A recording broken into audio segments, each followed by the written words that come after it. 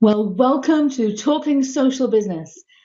A question for you. Have you been considering using Snapchat or, in fact, even Instagram for storytelling if you're running events and conferences? That's the topic of today's show. My name's Krishna Day, and I'm delighted to be with you here for Talking Social Business, where I have the opportunity to bring you people in my network that I know who are doing amazing work, or perhaps they've created really interesting tools that can help us in terms of our visual content marketing, our mobile marketing in particular. And so today I'm thrilled to bring to you somebody who I'm not sure if he even knows that I've known him for a couple of years, but we first met at a conference, in fact, in Manchester, if I remember rightly. And he was all over the conference in terms of creating content. And I didn't realize what his business was. So the person I'm going to be introducing you to in a moment, his name is his Twitter handle is MOI Azam, Azam, and his name, if you don't know him already, is Imran Azam, and he's got a great creative agency for video content and video training. And he runs that in all sorts of places. We'll talk about that a little bit later on. And he also has some great free events, including in London, in Manchester, and Amsterdam. And his real passion is about helping other people, helping other businesses tell stories with video, and particularly in terms of social videos. So that's how I got to know him. And I had a privilege to actually attend one of his events earlier on this year where he asked me to come and talk about using live video. And that event happens to be in London. So the reason that I actually wanted Imran to talk to us today is that for the last few years, he's been working not only in terms of teaching people how to create video, but also creating video for other organizations, but particularly in the event space. So if you're not familiar with this, and I'm going to come back and look at the comments in just a moment. So thank you for joining us here live, and also to those of you on replay. But let me just set the scene. So if you're not familiar with the organization, the Next Web, and you're interested in technology, I highly suggest you take a look at them. And the Next Web started off quite a number of years ago. In fact, their 13th annual conference is going to be taking place in 2018. And they started off, interestingly, looking to try to get people together in Amsterdam around the area of technology. And so the people behind it, the two founders behind it, didn't find any events, so they started their own. What better way to start a conference? And so in 2017, they had 25,000 attendees. So it's a really significant event and conference. And if I go back to 2016, let's just go back that far. If I go back to 2016, then Imran was creating content in terms of storytelling on Snapchat. And then in 2017, he was at the conference as part of the social media team creating content using Instagram stories. So since there's such a debate about Instagram, Snapchat, Instagram, Facebook thrown in, I thought, what better person to get to actually talk to us about this, but somebody who's actually been doing this. Because I know for many of us, if we're actually running events, we also want to think about how do we build up some buzz? How do we share content during an event? And what do we do with that content afterwards? They're some of the topics that we're going to be talking about today. So with no further ado, actually, let me bring in Imran now in terms of onto the screen, and you can meet him if you don't know him already. And I'll give you links to a great article he's done about this whole topic a little bit later on. Anyway, thanks so much for being able to join us here today. I'm really excited about this storytelling concept because I don't think you know how impactful a little video was that you shared in terms of, I came across it online to me, and I may have touched on this before, Imran, but perhaps you can tell people about this, because I think you're one of the most creative storytellers on social video that I know. And perhaps you can tell people a little about the story, and it's the one where you were taking a little bit of behind the scenes content for a company, and you actually had this car, and you know what I'm talking about. Tell people about how you even start to think about telling creative stories. Maybe let's get into that straight away, and then we'll come back into specifically Snapchat and Instagram a bit later. But I think you remember the video I'm talking about, and why that struck me as being so creative. Yes, Krishna, I do. But before I begin, thanks for having me. Thanks for the introduction. I almost didn't recognize who you were talking about, but you did name me, so it must have been me. And yeah, real pleasure to be on the show, because I know you've done a lot of these live events, working super hard, trying to basically build a community around Facebook Live. And yeah, super job.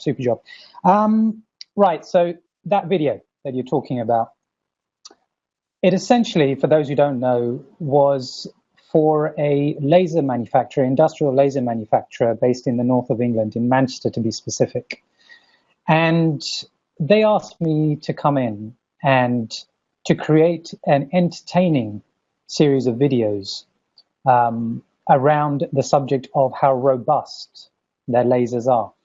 And their target audience was 24 to 35-year-old males working in university departments where they could influence the purchasing decision over these lasers, which cost between, I don't know, £8,000 and £15,000 each. So, you know, not small potatoes. Now, the question that arose in my mind is, okay, on the surface, this isn't a particularly interesting item. But, you know, if you scratch beneath the surface, there's always a story. And if there's anything anybody's going to take out from, you know, this broadcast is the focus that I have on story, not the technology, not even the platform. And I know we're going to talk about technology and platforms, but really that old idea of narrative, story, engaging people. And so the piece that you're referring to was the very first one that we decided to do, which was to actually run the laser over with a Range Rover in the car park behind the actual manufacturing unit.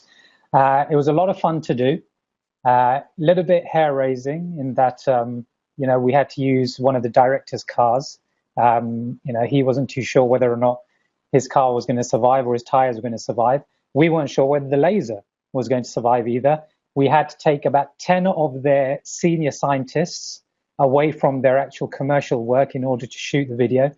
And the other thing, which I think most people will know, is that it was all shot on an iPhone 5S. I say an iPhone 5S.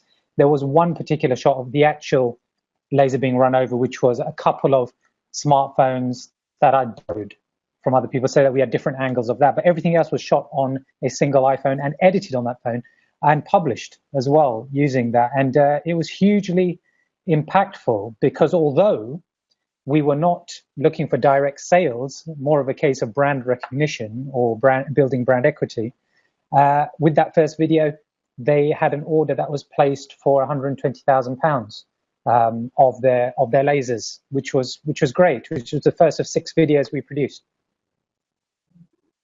And so, in fact, I hope people can understand, therefore, why you're somebody I wanted to talk to, because number one, that isn't business to consumer, it's B2B. And it's really techy in terms of a laser.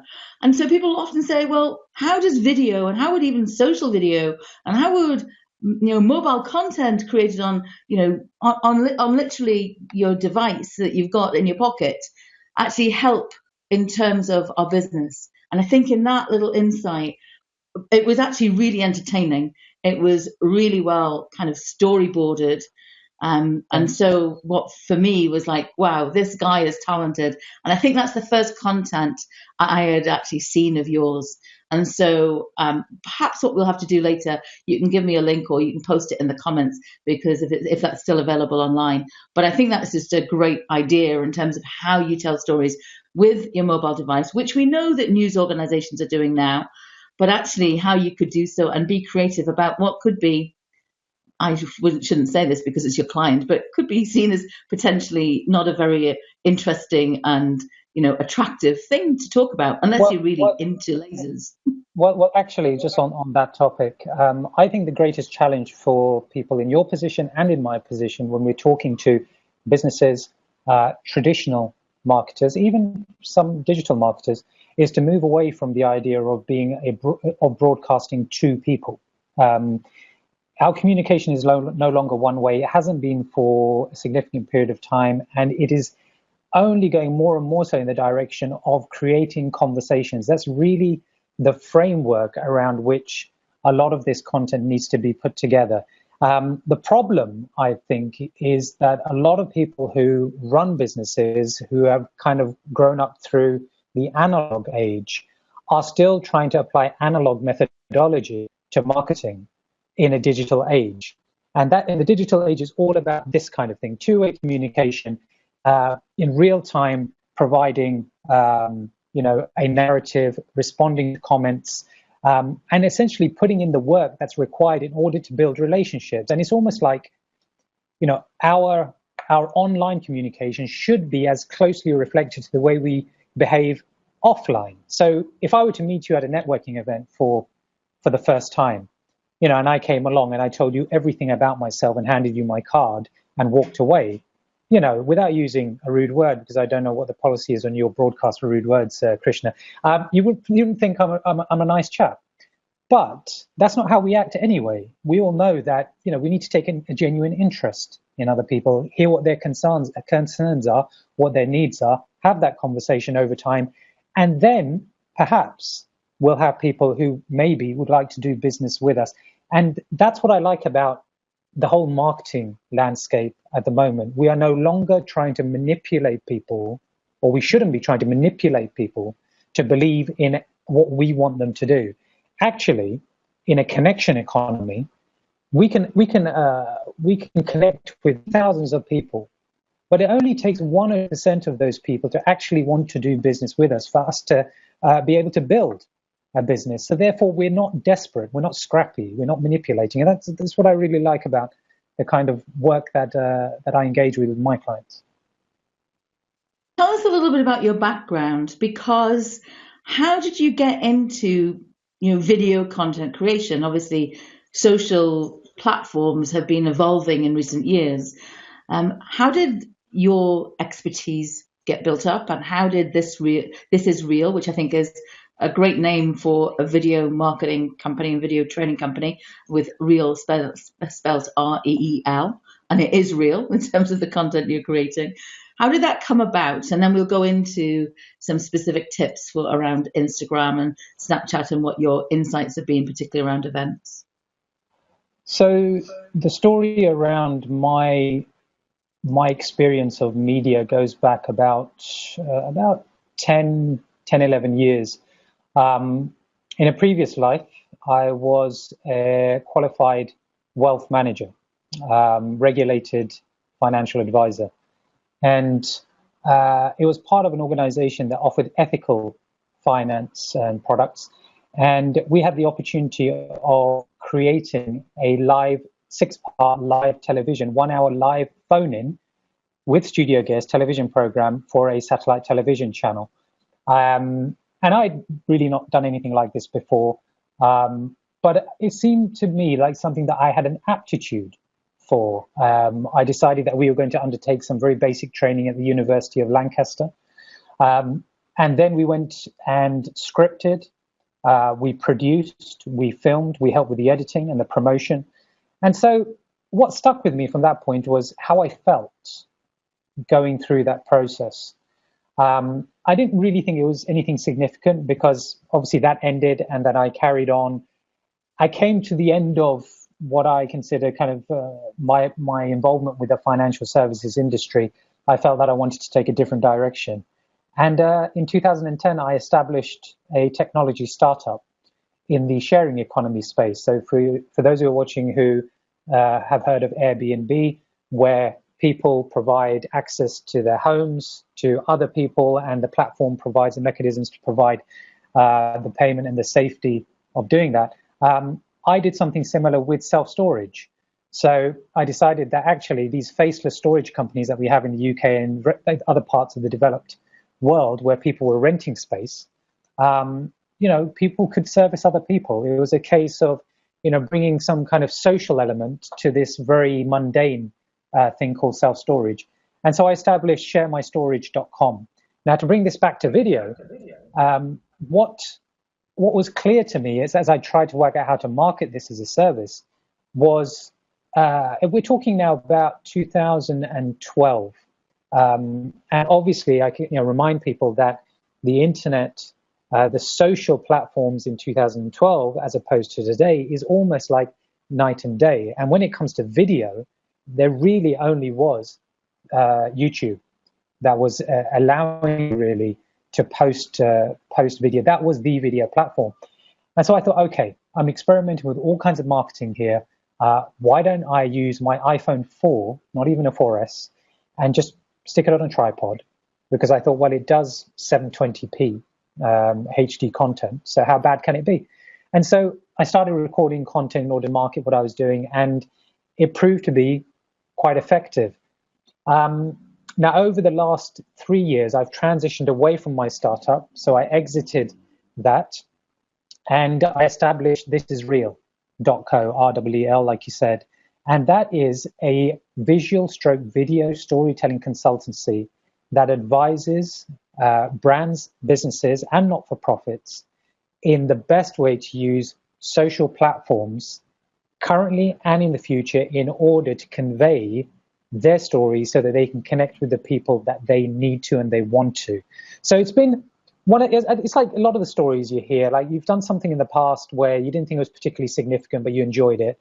And then an opportunity has arisen in the future to actually build on that. And so that's where I'm at the moment. And part of that, as I'm sure you're going to mention, is building a community around this idea of video storytelling.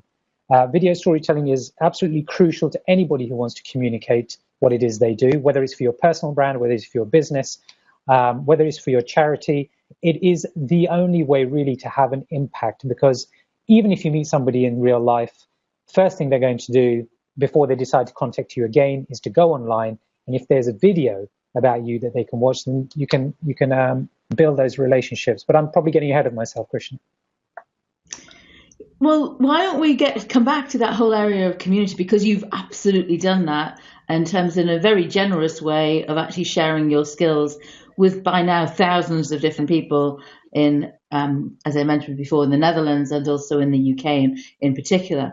So I'd love to come back to that. But one of the things that I want to make sure we focus on, which is what we said we were going to deliver against, is the opportunity for specifically video storytelling with social platforms in terms of on mobile and around events. So I'm just going to bring up that picture again of the next web, just to put it into context.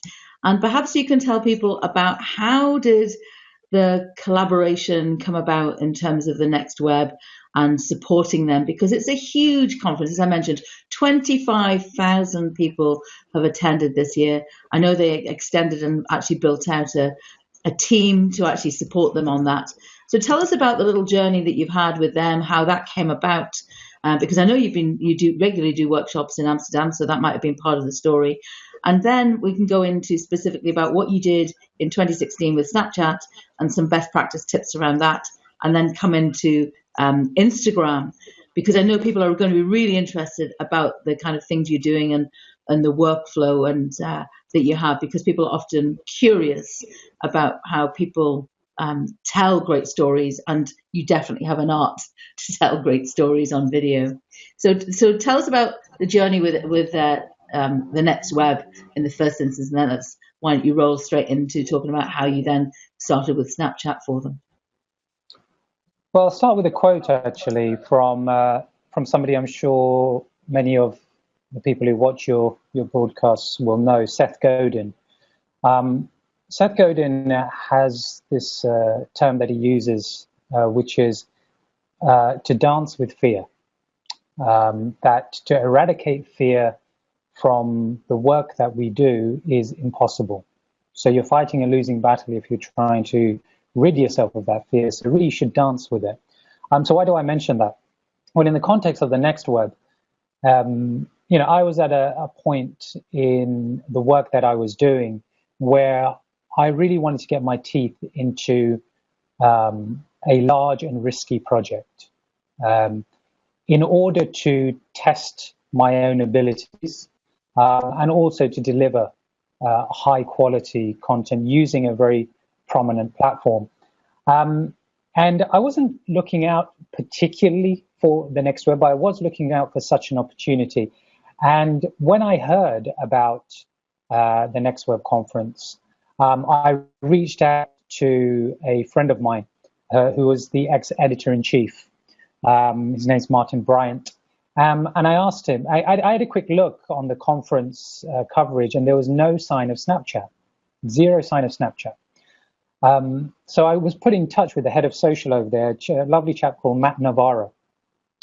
And the conversation was along the lines of, look, we're not really planning to do anything with Snapchat this year, but perhaps we could experiment with it. What I didn't realize was that before Matt decided to go ahead with this, he had been reviewing my story online and also following my snaps for about 2 or 3 weeks. So obviously he was checking out the quality of my work and whether or not my face fitted the brand and whether or not I was going to be in a position to be able to deliver. And I suppose, to be fair, how much of a risk I posed to the brand as well. But to his credit, he decided to go with it. And it was, how can I describe the experience? So we decided to run the Snapchat story of the next web over 5 days. Now, that's interesting because the actual conference itself only lasts for 2 days, the Thursday and the Friday, normally in May. But I happened to be traveling to Sweden on the Monday in order to deliver one of my workshops that we'll talk about later. So I said to him, look, why don't we do something along the lines of the journey to the next web? You know, the fact that I'm in Manchester and then I've traveled to Stockholm, and then I can stop off in Copenhagen, and then from Copenhagen I can make my way to Amsterdam, and then when I get to Amsterdam I can then make my way to the conference, and then I can cover the conference with all of its leading speakers. So you can see there's an element of preparation and research that went into that, and so that's what we did. That's what we decided to do, and I must have taken over 500 snaps over the course of those 5 days, mostly of which were video snaps rather than stills. And it was an extremely intense process. And I describe the feeling at the end of it all as like being like an empty husk of creativity, that I'd poured my creative soul into doing this. Because the best way of describing this process, Krishna, is you are an on-demand storyteller, which is an additional layer to being a storyteller. So when you're on demand, you have a loose framework around which what you're looking to do, but you're reacting in a proactive way to what's happening around you. So, and you're constantly in 3 states of mind: what's just happened, what is happening, and what is about to happen. And where is your best opportunity to create the kind of content that your audience wants to hear and fits in with everything else that you're doing. So that was 2016 with Snapchat.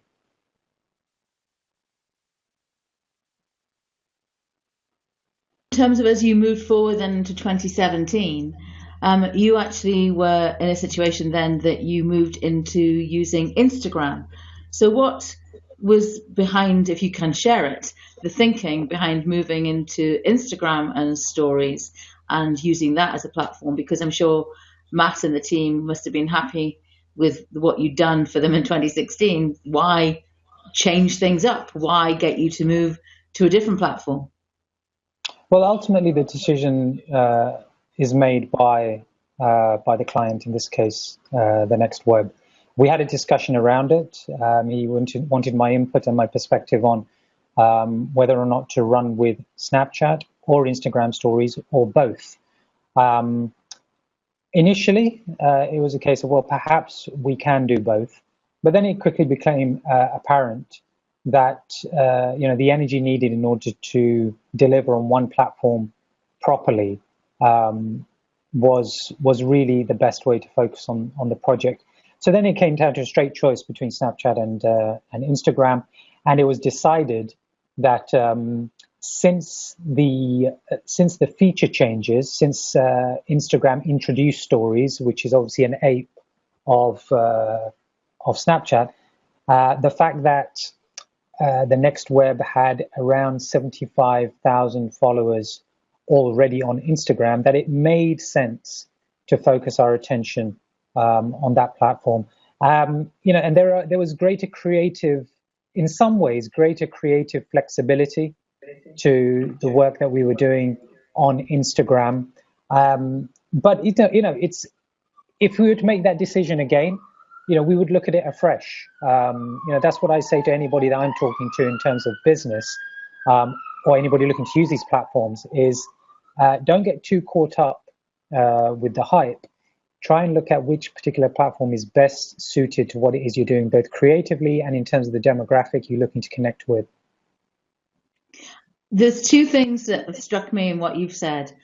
Firstly, that for a conference of that size, and it doesn't always have to be that size, that actually to try to put your energies across multiple platforms was not best served. And what I often see is there's a person managing social and social storytelling and social content for a conference, and they're trying to do some Instagram stories, post something onto Facebook, do some stories on Snapchat, do some other content that they're looking to do. I think that's a really interesting decision that was made, and I hope that will land with people as they listen back to this, or as you're watching now live, because that's a brave conversation to have. And the second thing that you said that struck home for me was the fact that there'd already been this huge community built up on Instagram for the Next Web, and therefore they actually had a community there, and tapping into stories, which, as you said, is new, and I know a lot of brands have started to look at that as well, and the fact of where they're positioned on Instagram and getting that interaction, that's another thing to look at, because it's about where, it's back to what you said, it's where that community is. So that's really interesting in terms of looking at that. So why don't you tell us a little bit more around, great to know that Matt, and he's very active himself on social, and he's a great person to follow in terms of getting regular updates. The Next Web is certainly one of my go-to resources for breaking stories and news around technology and social. But one of the things that you said there is that he'd obviously looked at what you do. Now that's a very wise thing to do. If you're going to bring in somebody to be part of your content creation team and part of your social media team or your storytelling team, that's a wise thing to do. Go check out that person's story. So I like the fact you did that.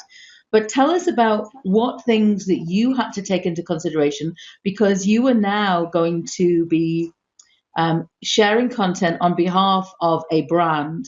So what is it that goes through your head? And particularly if you think about it in the context of tips that people could take away from this, if they're the marketing professional or the PR professional who are now starting to think about, I'm going to work with a third party, whoever it might be, to actually now start to help us with an event. What kind of things might you talk about in terms of brand guidelines? You earlier said, I'm not sure what your thoughts are on this, Krishna, on this show. So, in my level, I even have things that would be, yes, we'll talk about this, and no, we won't talk about that. What kind of things do you think about there? And also things like handing over your account. Were you posting from their social media accounts? And therefore, what does that mean in terms of access, security, passwords? So some real practical things would be helpful, I think, for people to learn about.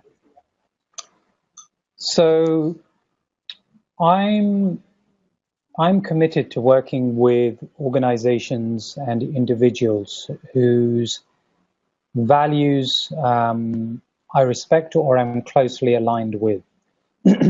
What that means is it makes it easier for me to become the voice of that brand or of that individual, whether that be me in front of the camera or me behind the camera, whether it be what I write or what I say.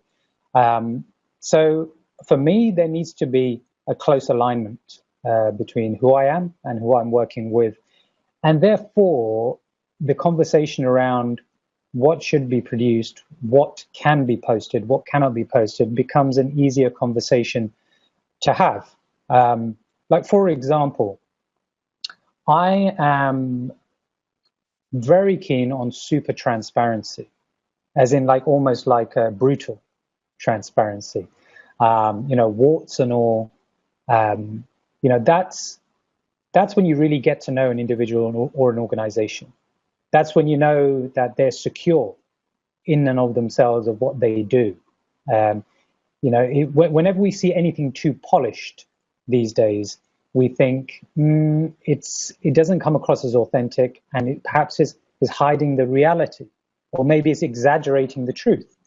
Whereas if there's an organization that really wants to show who they are, as in, they really want to show their truth, as I call it, then that's a kind of organization I like to work with. Now, there aren't many, even what you might call liberal, progressive organizations who understand this, that will decide to do that. So then it's about getting as close to that as possible. So with the Next Web, for example, it was a case of, look, we're not really afraid of putting anything out there, but, you might want to be aware of perhaps this or perhaps that kind of thing.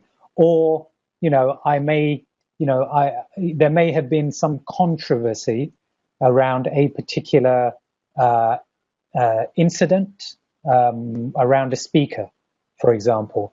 Now, it may not make sense to bring that up, right? It may be something insensitive to the speaker to bring it up without forewarning them that we're going to talk about this particular subject. I mean, so there's certain common sense things. And the great thing I hope about my relationship with my clients is that we have a bond of trust whereby they know that I'm a safe pair of hands, that I'm not going to step over the boundaries that we've been set, that they don't need to handhold me. That's the value, if you like, that I'm providing. It's not a technical service, although yes, technically I know what I'm doing. Yes, I understand how to narrate a story, but also that you build trust with your clients so you can be creatively free, which is something that's important to me.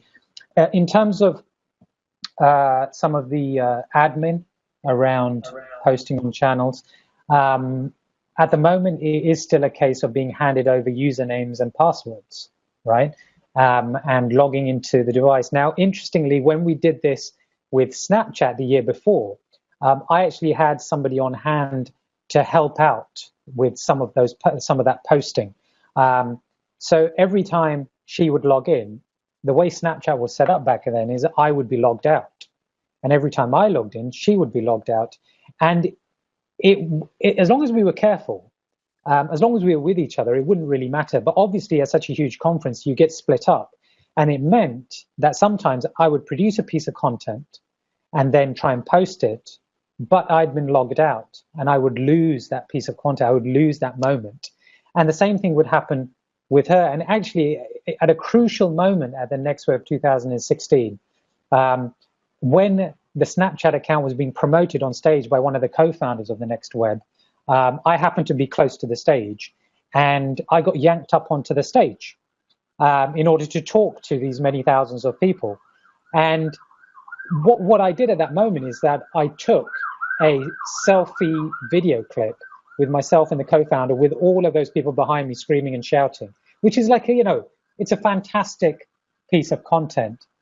And then when I tried to post it, I was shown to have been logged out, and I lost that particular piece, which was just like, one of those moments where you just want to scream.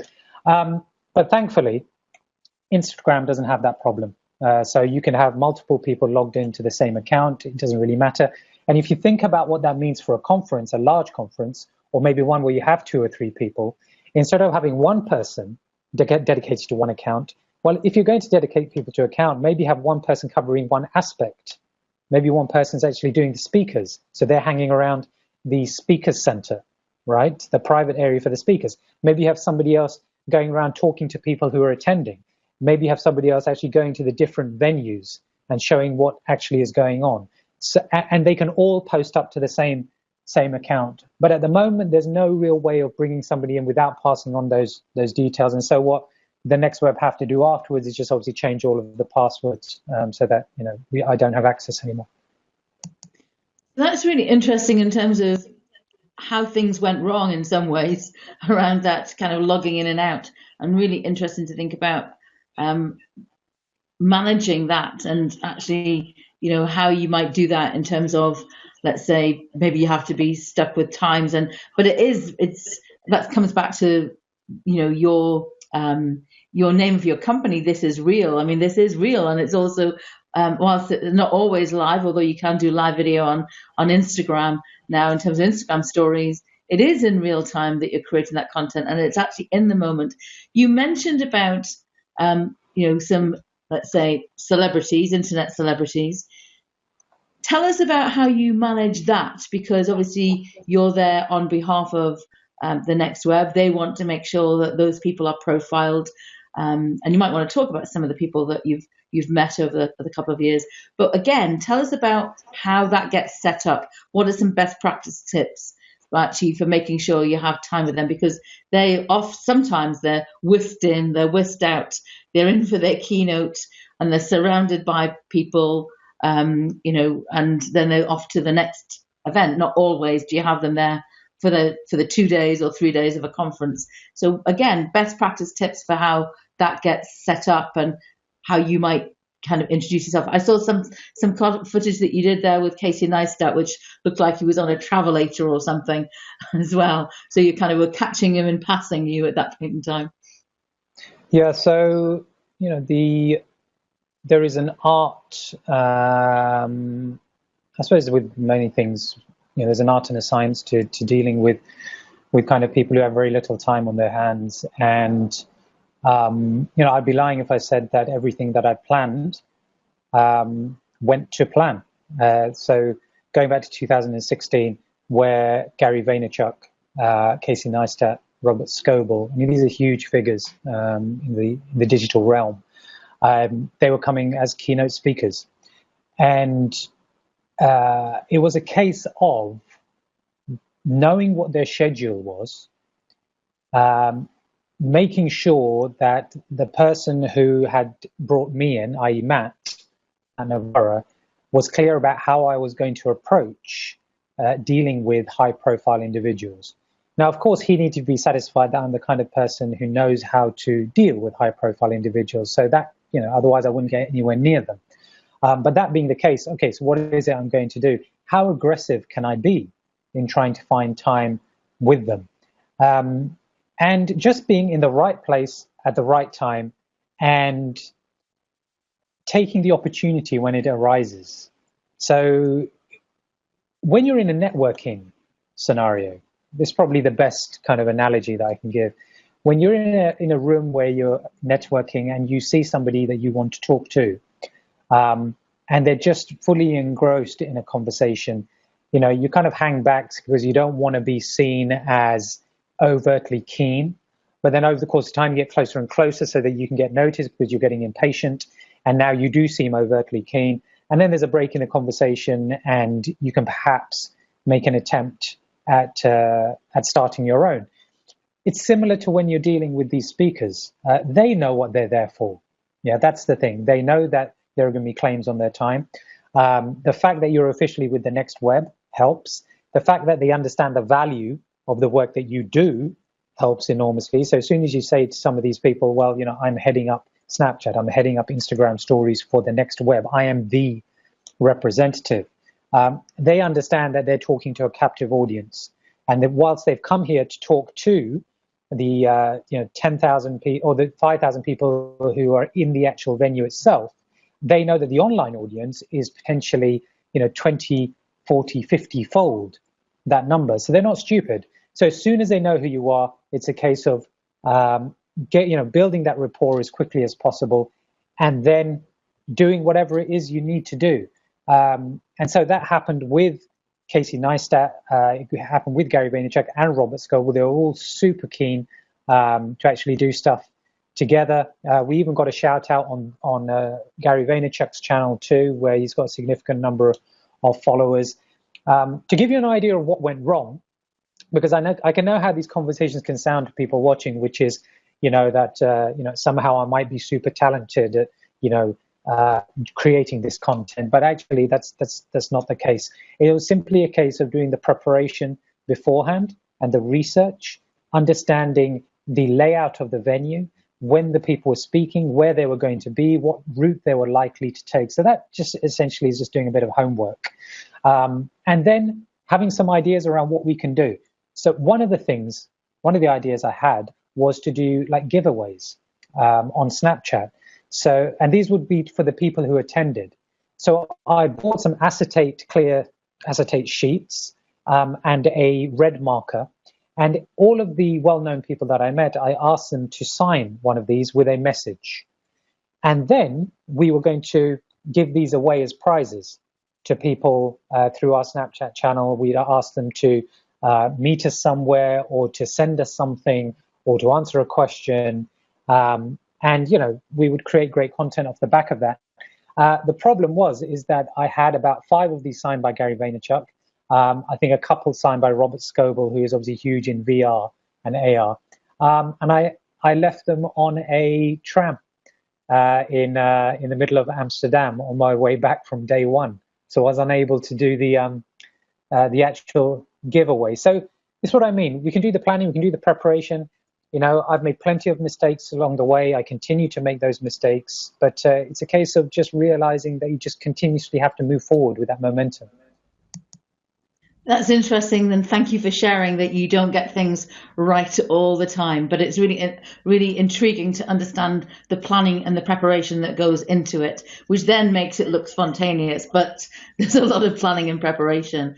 So let's turn our attention then to Instagram. Thank you to everybody who's joining us here live for this conversation that I'm in with Imran Azam of thisisreal.co, a video storytelling agency.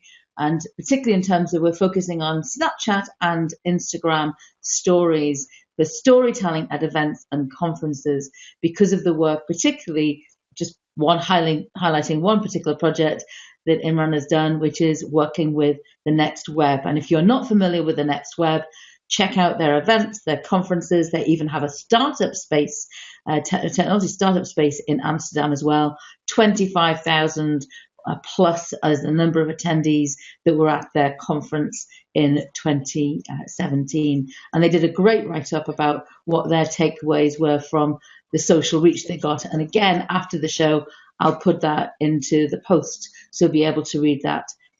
Let's take a look, though, at Instagram stories and what were some of the other differences. You've already given us some ideas there about being able to have multiple people logged into that Instagram account should other people want to create content. And back sometimes I know you were appearing in it, so not all of that was necessarily done with you necessarily holding the phone in front of you. Maybe somebody else was doing that. So you were giving us that as a little insight. But tell us about what you noticed were some significant shifts between telling a story, if there were any, or maybe there weren't, for Instagram stories and how you address that versus Snapchat storytelling that people might want to take away and take into consideration as they're actually looking at working with the platforms. So to compare Snapchat 2016 with Instagram 2017 probably wouldn't be fair because Snapchat 2017 is a totally different beast compared to Snapchat 2016.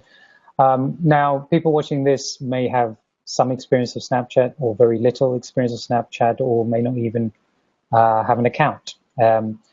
Essentially, what happened about a year ago was Instagram decided to copy a lot of Snapchat's features. Not wholesale, well, yes, wholesale, but they also have their own elements. There are some technical, creative differences between the two. What Instagram Stories enabled me to do was to create content outside of Instagram and to upload it to Instagram. Now, yes, this is possible with Snapchat as well. I'm aware of that, but it wasn't in 2016. So if you think about it, everything that I had to create on Snapchat 2016 had to happen through the app itself. So the app was the creative tool. Whereas 2017, I had greater creative license because I could use a series of apps in order to create the content and then to go into Instagram and upload it to stories. So what I was typically doing, so the story behind Instagram 2017 and the Next Web was, again, the journey to the Next Web. This time, it began in Newcastle in the northeast of the UK, where I was at Newcastle Startup Week. So obviously it's related to technology. I was there with my son, my 13-year-old son, who was joining me on this trip. So he was like an additional prop that I was using as well. And he's actually kind of keen on vlogging too, and he's quite creative. So he proved to be very useful and produced some of the pieces that I actually uploaded. And for anybody asking, yes, I did pay him to get involved as well. It wasn't slave labor, it wasn't child labor. So we traveled down from Newcastle to Manchester. So that was a drive, okay? And then from Manchester, we flew to Brussels, okay? And then Brussels, we stayed in an Airbnb. And then the following morning, we went to Brussels station and took a train to Amsterdam.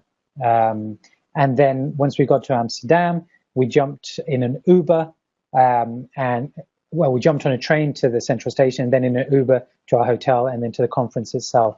Now, the content we were producing was a combination of actual kind of vloggy type snaps. I'll call them snaps, vloggy type snaps, which were about, you can have them up to 15 seconds each in Instagram, where it was 10 seconds in Snapchat. But also we would have these kind of dividers. I don't know what the technical term for this is, but these were kind of like slow motion montages underlain with kind of music, which were showing different aspects of the journey. For example, when we were getting onto the planes, there was like this slow motion montage of going through the airport, going through security, and boarding the plane. Now, to create that montage meant taking 5 or 6 5-second clips as we were going through, and then using an app called Splice, which is a vertical video editor. So that 9:16 ratio, the vertical. So Splice, which is a free app that you can use, which is produced by GoPro. So that was then there to put the piece together. So then to cut those 5 or 6 pieces down into something which made sense. Also in that app to actually underlay it with music too. And then to export it out of that app, and then to push it into, now this sounds overly complicated, but there's a reason why. To then go into the Facebook app, yes, the standard Facebook app that you use. And at the moment in Facebook, at the top of the screen in the app, you'll probably see there is something called Facebook Stories, right? Facebook Stories is very similar to Snapchat Stories and Instagram Stories, but that's not so important for this. So I then looked to add my 15-second montage video with music to my stories. But I didn't do that for any other reason than some of the video filters that are available through Facebook Stories, you can't really get anywhere else. So there's one particular one which is kind of a little bit glitchy. So it looks like, like you're losing the picture a little bit, right? And you've got a little bit of static. So I then applied that to my video, exported it out again from Facebook, so now it's on my camera roll, and then finally uploaded this to my to the Next Web Instagram stories. And that is all to create one 15-second piece of content, which was to act as kind of a summary of where we are and what we were doing. So, when I say that it's quite an intense process, it absolutely is. You are only really limited by your imagination when it comes to the creative applications of doing this kind of stuff. That's really interesting about using Facebook stories for the video editing features that there are there. And I wonder how many people have actually even considered it. I know that sometimes people might take things into Instagram because of their photo editing features, but actually being able to go into Facebook. Now, what I'm interested in, you said you put it into Facebook.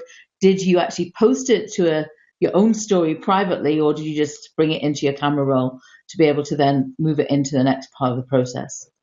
So when I say the process of creating these stories is intense, it's to the extent where you really don't have time to do anything else. So, you aren't going to post the same content on your personal channels. That just would be a bit strange. And also, probably not what the client would want anyway. I'm sure they would want that content exclusively for their channel. There was the odd opportunity at the end of the day when, I was this empty husk of creativity lying on my bed in my hotel, once I decided that the day's work was done, where I could basically post a couple of things to my personal channels. And I kind of got into the bad habit of creating content on one and then exporting it out and then uploading it as it is, which is not really what you should do, to all of the other platforms that I use. So it would go up as, I'd create it on Snapchat maybe, then it would go up on my personal Instagram stories, then it would go up on Twitter, it would go up on Messenger Day, it would go up on WhatsApp status, it would go up on Facebook stories, it would even go up on Medium series, which also has copied the stories format too.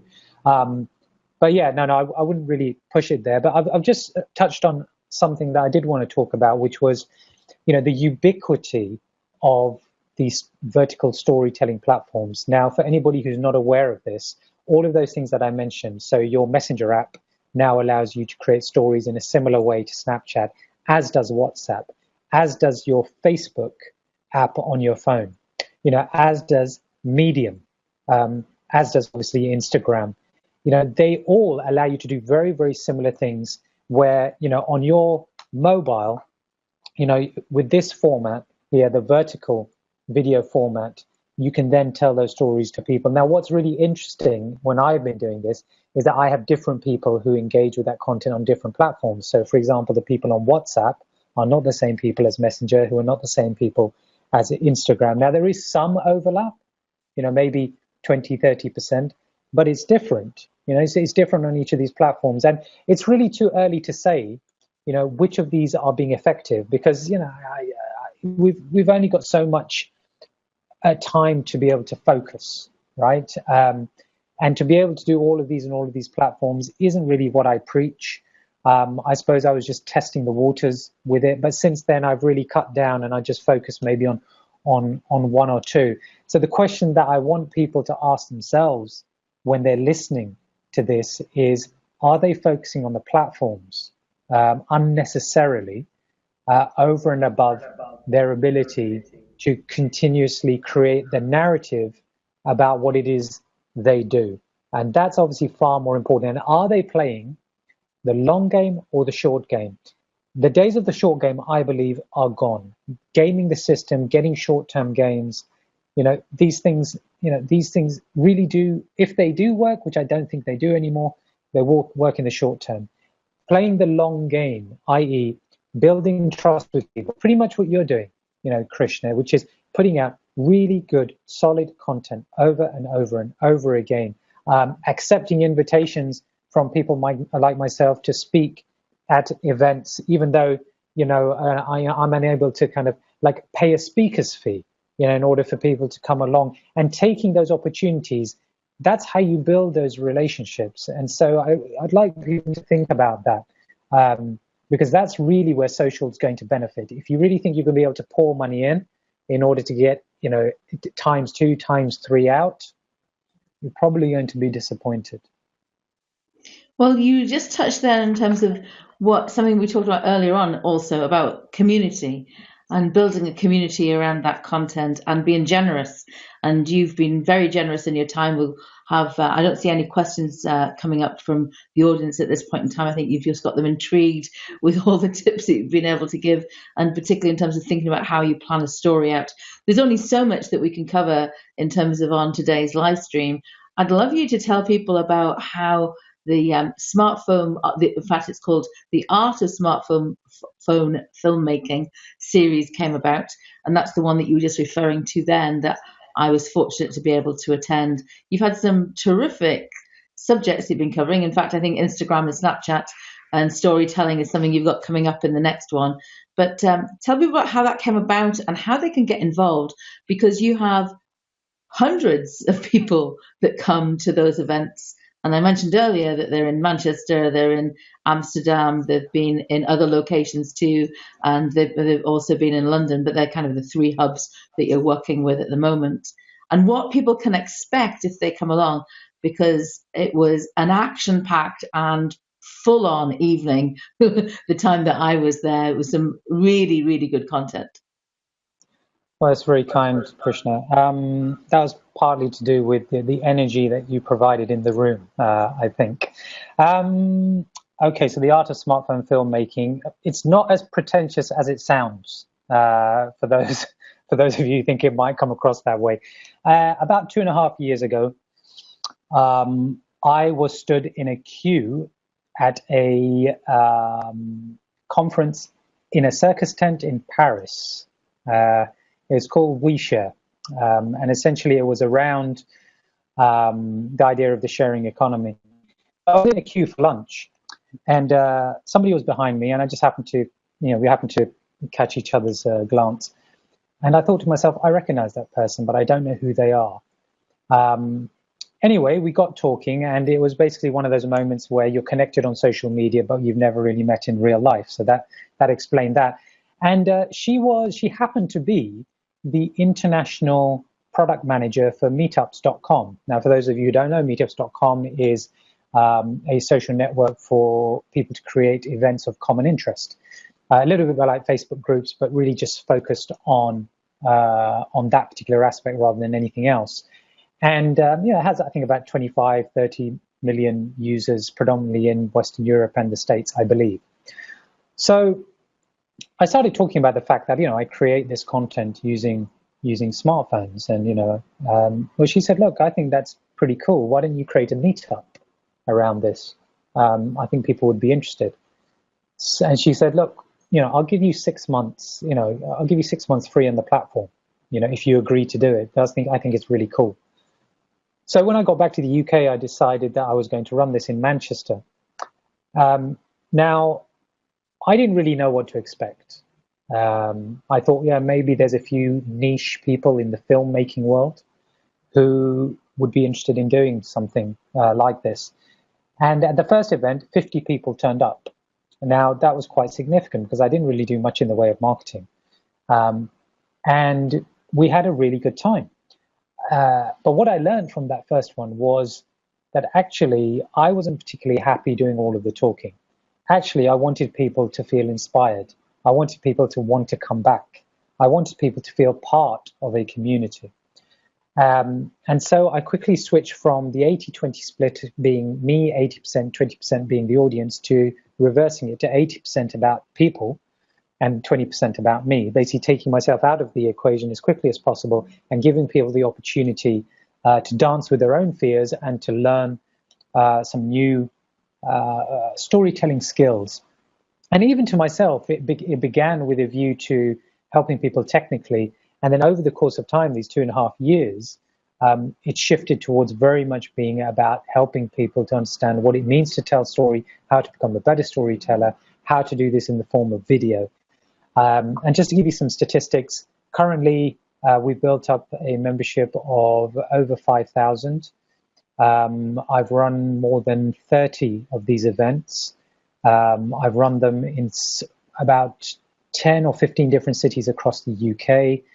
I've run them in Amsterdam on about 4 or 5 occasions, and also in Copenhagen and in Stockholm. I've also created a couple of satellite proxy groups, which are called the Art of Smartphone Filmmaking in Hamburg, Germany, and also over in New York as well. The number of people who've attended, yes, you're right, it is in the thousands.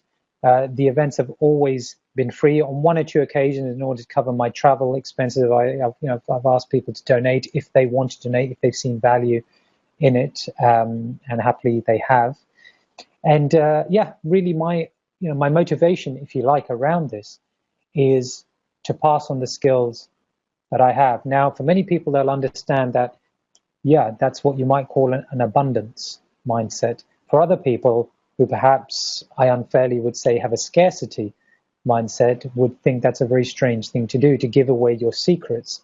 But as people hopefully understand and have heard from the nature of this conversation, I'm quite happy to share what it is I know and how I do it.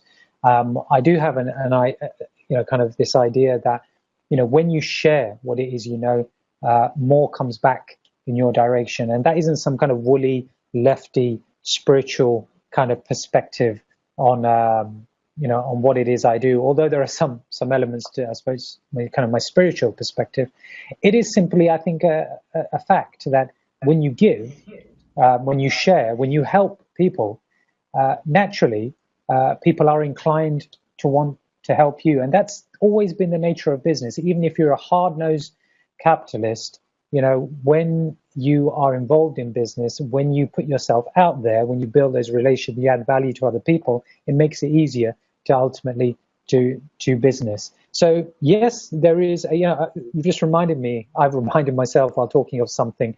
I used to draw out like this line on the whiteboard in front of every audience, and at one end put the social imperative, and at the other end put the selfish motive, right? And I'd ask people to decide where they lie on this spectrum.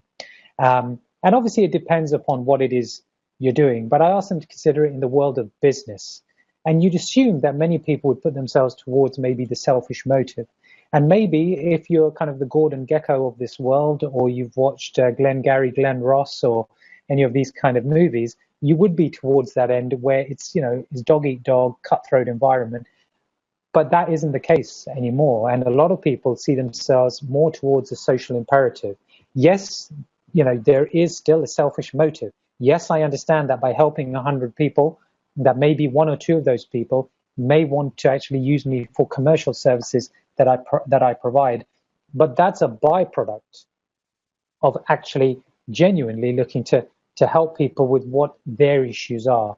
And it proves to be something which is great for my well-being as an individual. And I think community, really successful businesses all create or maintain or impact on community. Without community in this day and age, it becomes that much harder to be noticed and to have impact. Well, you've been extraordinarily generous in terms of the tips and ideas that you've shared with us today. And I think the other thing that I just want to say, if you have the opportunity to get along to one of the events that Imran organizes, is that you'll definitely come away with some new skills. So I know the session I was at, I think you had 3 different speakers. There's probably, if anything, there was too much content. People's head was buzzing, but they walked away, myself included, with some practical ideas and skills. And it wasn't just being talked at, but you actually got, hands-on and practice in terms of, with your phone, and you were creating content and sharing that content as well. I think in terms of our conversation today, you've been actually the most measured and slowest that I know of you. I don't know how you stand still for long enough, because usually when I see Imran at an event or a conference, you are literally dashing everywhere. And that was my first recollection of you in real life. In fact, I've got a great piece of footage. You were talking about VR before. I've got a great piece of footage that I captured, and I think you even knew I was doing it. We were at the conference in Manchester, and I think you'll remember the conference it was, and we went into an area where there was some VR, and you actually had the VR headset on, and you were moving around in terms of doing something. And I've got this great piece of little video footage. I'm not sure if I can actually find it now, but it was just summed up to me in terms of the energy that you had and the passion for what you were doing. And you were really immersed. I mean, I could see you were immersed in creating content for that particular conference. And I know that's my experience of actually when I've worked with you, and perhaps we can do that again some stage, because it was great to be able to be at that event. And you've had some terrific speakers and platforms come in and share with people in terms of just freely giving of experience and so on. It was really interesting to also, for me, hear about your perspective of 2016 and 2017.